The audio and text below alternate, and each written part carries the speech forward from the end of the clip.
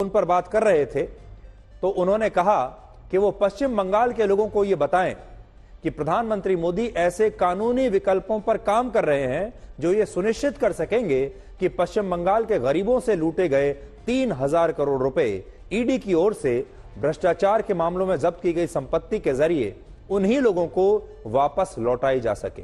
और ये प्रधानमंत्री मोदी का एक बहुत बड़ा और बहुत महत्वपूर्ण बयान है जिसका लोकसभा चुनावों पर काफी बड़ा असर हो सकता है और ये एक बहुत बड़े कानूनी बदलाव की तरफ भी इशारा करता है। लेकिन पहले आप फोन पर हुई वो बातचीत सुनिए जिसमें प्रधानमंत्री मोदी अपनी ही पार्टी की एक उम्मीदवार से बात कर रहे हैं और सुनिए कि उन्होंने फोन पर क्या कहा।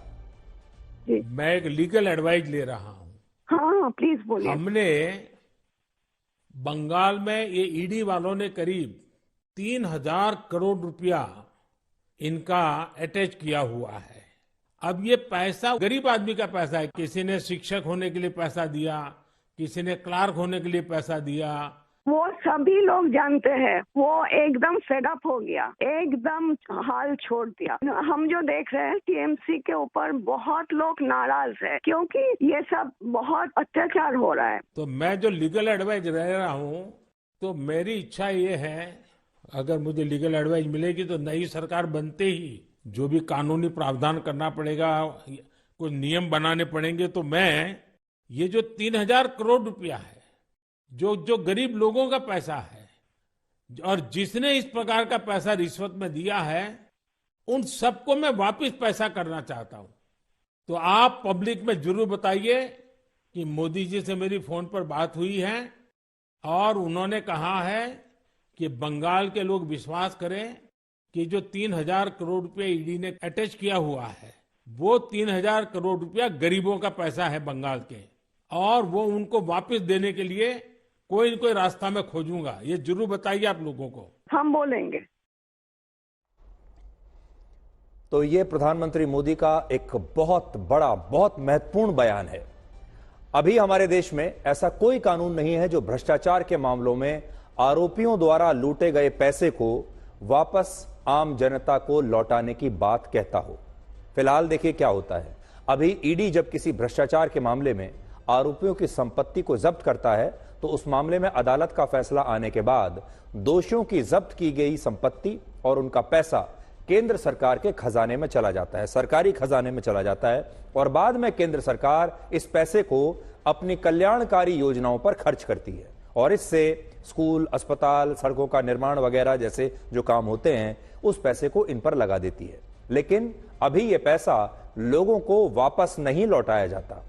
लेकिन अगर केंद्र सरकार ऐसा कोई कानून बना दे तो वो इस पैसे को लोगों में बांट भी सकती है क्योंकि आखिर में इस पैसे पर केंद्र सरकार का ही अधिकार है।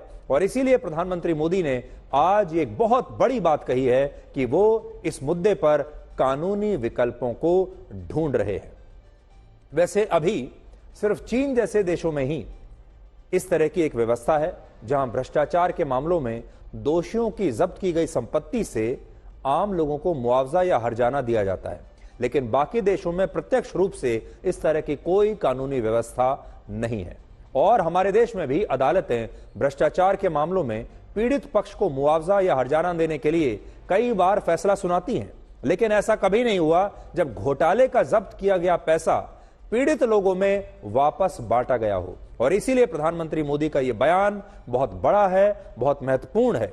यह बयान इसलिए भी बहुत महत्वपूर्ण है क्योंकि वर्ष 2014 और 15 से 2021 और 22 के बीच ईडी ने भ्रष्टाचार के अलग अलग मामलों में लगभग 1 लाख करोड़ रुपए की संपत्ति अटैच की है और ये 1 लाख करोड़ रुपए वो हैं जो भ्रष्टाचार से संबंधित मामलों में जब्त हुए हैं और इस देश के आम लोगों से ही लूटे गए हैं। इसलिए इस पैसे पर सबसे पहला जो अधिकार है वो देश के आम लोगों का है।